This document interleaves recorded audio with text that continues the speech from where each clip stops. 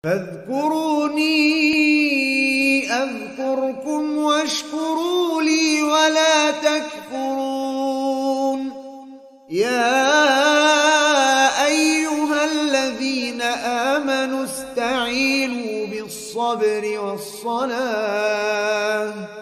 إن الله مع الصابرين.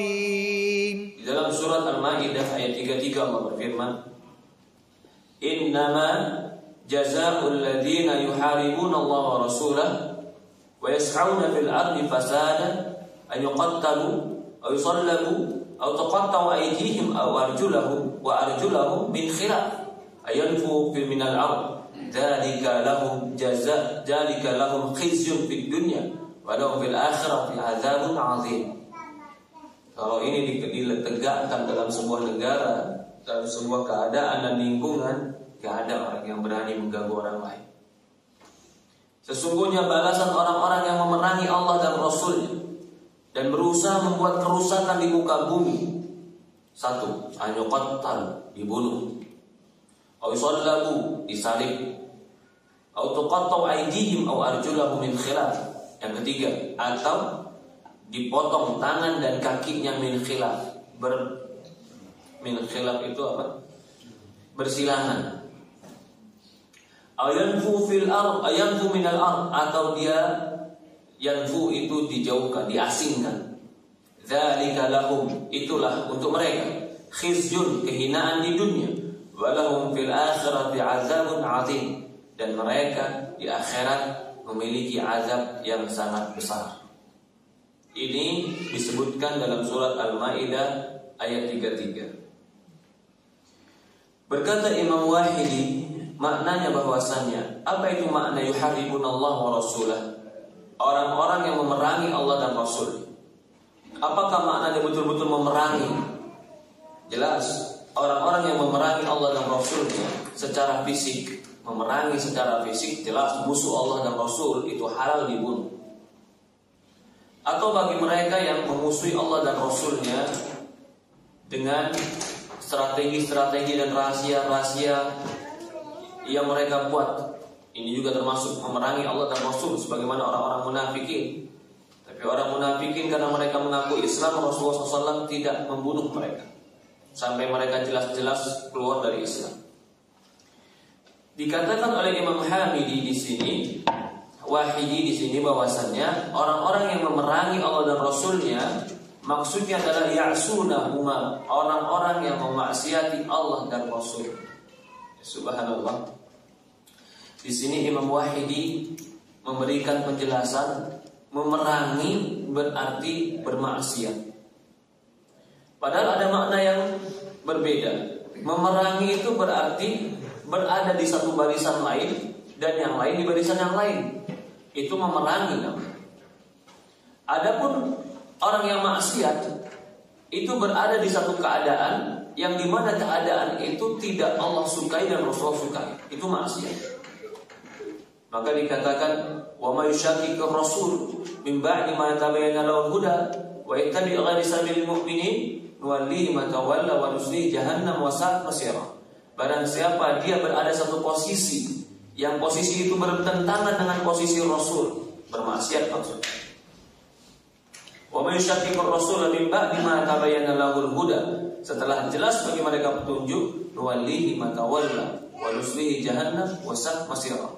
Kami palingkan dia sejauh-jauhnya, kami masukkan dan kami panggang di neraka jahanam wa sa'at masira, dan itu sejelek-jeleknya tempat.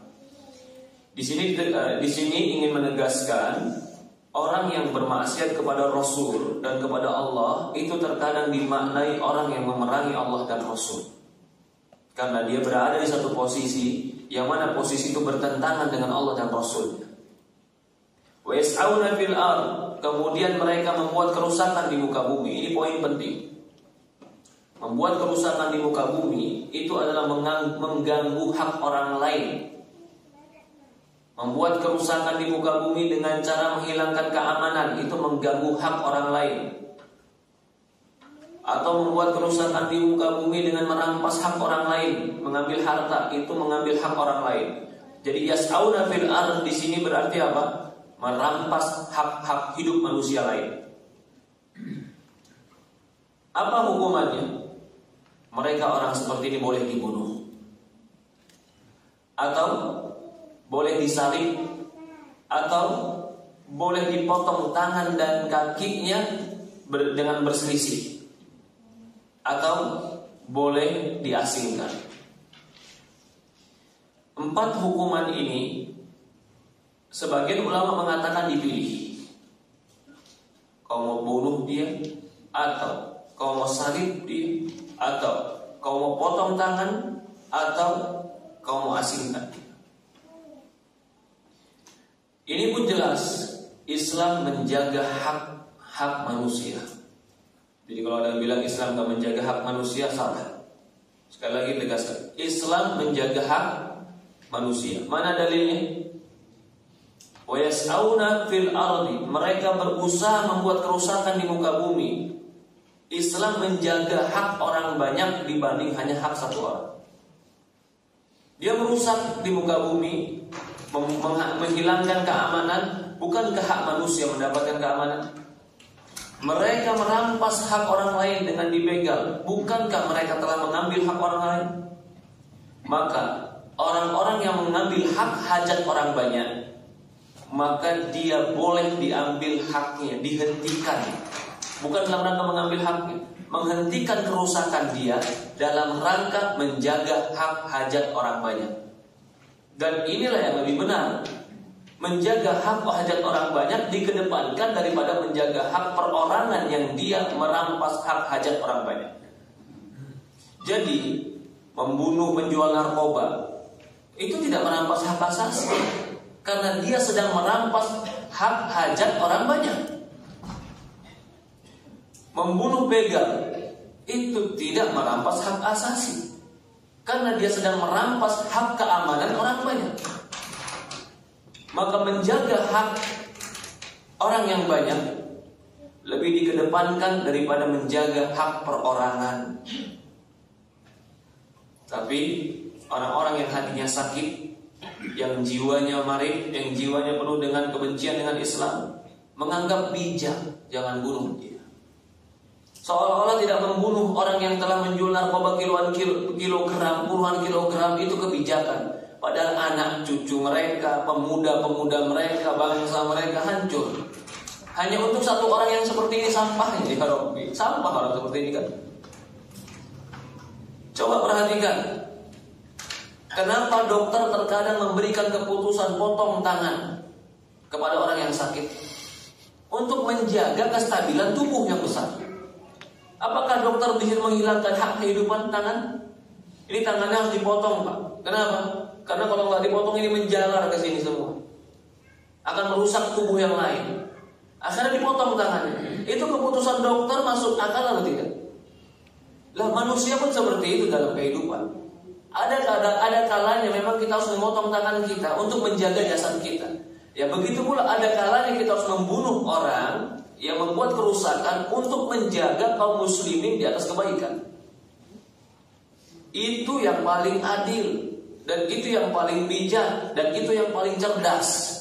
Dokter yang mengambil keputusan untuk memotong, mungkin sebagian payudara wanita yang sedang sakit, setelah dipertimbangkan, pertimbangan yang jelas, lalu dipotong payudaranya, padahal dia butuh itu. Apakah dokter ini jahat? Tidak, dokter itu baik, karena ingin menjaga sesuatu yang lebih bermanfaat. Ini yang harus digunakan cara berpikir dalam menegakkan hukum. Tidak seperti yang disebutkan oleh orang-orang yang telah terkontaminasi dengan pemikiran-pemikiran barat, yang mereka sok bijak padahal mereka sendiri negara yang paling rusak. Kenapa negara paling rusak? Berapa banyak pembunuhan, berapa banyak pemerkosaan, berapa banyak kerusakan di negeri mereka, hilangnya keamanan di negeri mereka, berapa banyak. Coba mereka begitu pergi ke negeri kaum muslimin, mereka sadar betapa amannya kaum muslimin, betapa nyamannya kaum muslimin, baru mereka sadar. Maka perintah Allah ini sebenarnya sesuai dengan kebijakan, keadilan, dan hikmah. Tapi yang bisa mengambil pelajaran hanya orang-orang yang belajar, orang-orang yang di hatinya penuh dengan iri, kebencian, bahkan bisa jadi penyakit. Jangan-jangan memang dia sendiri penjahat. Lalu penjahat ini disuruh bikin undang-undang. Apa yang terjadi? Dia bikin undang-undang yang menyelamatkan diri. Penjahat. Bukan ingin menegakkan undang-undang, tapi ingin menyelamatkan kejahatan. Lalu mereka sinis dan memojokkan kaum muslimin dengan mengatakan Islam tidak memiliki rasa kasih sayang, Islam tidak menegakkan hak asasi. Itu semua omong kosong, padahal mereka ingin membuat kerusakan di muka bumi. Ada yang mengatakan, tadi kita bilang 4 ini boleh dipilih, mau dibunuh, mau disalib, mau dipotong tangan dan kaki dengan berselisih, atau mau diasingkan. Ada yang mengatakan ini bukan pilihan, tapi sesuai dengan kesalahan. Ya, maka itu di dalam sebuah riwayat dikatakan, berkata Ibnu Abbas radhiyallahu anhuma, kalimat au kan di dalam ayat dikatakan an yuqattalu au yusallabu, agar dibunuh atau. Kalimat atau ini memang kalimat pilihan, bunuh atau salib. Tapi pilihan di sini maknanya bahwasannya kalau imam ingin, hakim memutuskan untuk dibunuh, dibunuh. Kalau hakim memutuskan untuk disalib, disalib. Maka di sini Allah memberikan kepada keputusan hakim. Tapi Allah memberikan batasan. Ini loh hukumannya. Boleh dibunuh, boleh disalib, boleh potong tangan, boleh diasingkan. Mengambil keputusan dari salah satu 4 ini, itu keputusan hakim.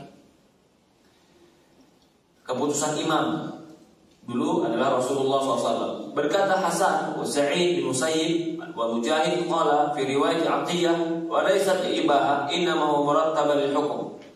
Itu yang pertama. Kalau pendapat yang pertama itu pendapat dari Sa'id bin Musayyib, pendapat Mujahid, pendapat Hasan, pendapat Ibnu Abbas, itu semua boleh dipilih tergantung pilihan imam. Yang kedua, ada yang berpendapat ini sebenarnya murattabah, urutan. Bunuh paling tingginya, salib setelahnya, potong tangan dan kaki setelahnya, lalu yang paling ringannya asingkan dia. Ini menurut mereka adalah urutan, ya, sesuai dengan dosa dan kerusakan yang mereka buat. Barang siapa yang membunuh dan dia mengambil harta, maka dia dibunuh dan disalib. Dia bunuh orang, dia ambil harta orang, maka orang seperti ini pun dibunuh dan disalib. Jadi disalib, habis itu dibunuh, tembak mati. Wa man akhadha mal wa lam yuqtal. Kalau dia cuma merampas harta, enggak sampai membunuh, tapi dia melukai orang, atau dia merampas hartanya sampai orang ketakutan, maka kalau seperti ini qutya, dipotong tangannya, sama seperti pencuri, potong tangan. Man safaqa dima, barang siapa yang membunuh tapi tidak sampai mengambil hartanya, enggak sampai mengambil hartanya tapi orang sampai dibunuh, maka orang seperti ini dibunuh, tapi enggak disalib, langsung dibunuh. Wa man akhafa as-sabil wa lam yuqtal, barang siapa yang membuat rasa takut dalam satu perjalanan, dia di situ nakut-nakutin orang, ancam orang, menghalangi orang, membuat orang risau, maka orang seperti ini ditangkap lalu diasingkan, maksudnya dipenjara saja. Orang seperti ini dipenjara saja. Ya, wa hadza mazhab Syafi'i radhiyallahu anhu. Ini mazhab Imam Syafi'i, semoga Allah Subhanahu wa taala meridhoi mereka. Jadi ada 2 pendapat, ada yang mengatakan boleh pilih, ada yang mengatakan tergantung perbuatannya. Berkata Imam Syafi'i juga, seseorang itu akan ditegakkan had sesuai dengan perbuatannya. Barang siapa yang wajib untuk dibunuh dan disalib, maka dia dibunuh. Qabla salbihi karahiyah ta'dzib wa yusallu salatan tsumma yunzil. Kemudian dia disalib selama 3 hari lalu diturunkan. Ya Allah.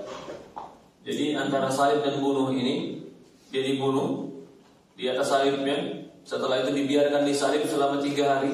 Setelah 3 hari baru diturunkan dari salib. Ini bagi mereka yang membunuh dan membuat membunuh dan merampas harta. Faman safaka dima, nah, wa man wajaba alaihi qatl duna sarf fa qatl wa dafa ilaihi yadfanun.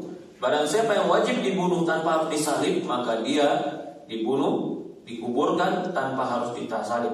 Faman wajaba alaihi qatl, barang siapa yang wajib untuk dipotong tangannya.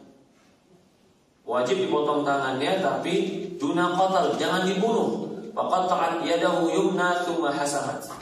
Lalu dipotonglah tangan kanannya dulu. Jadi tangan kanan dulu yang dibunuh. Setelah itu dia dihentikan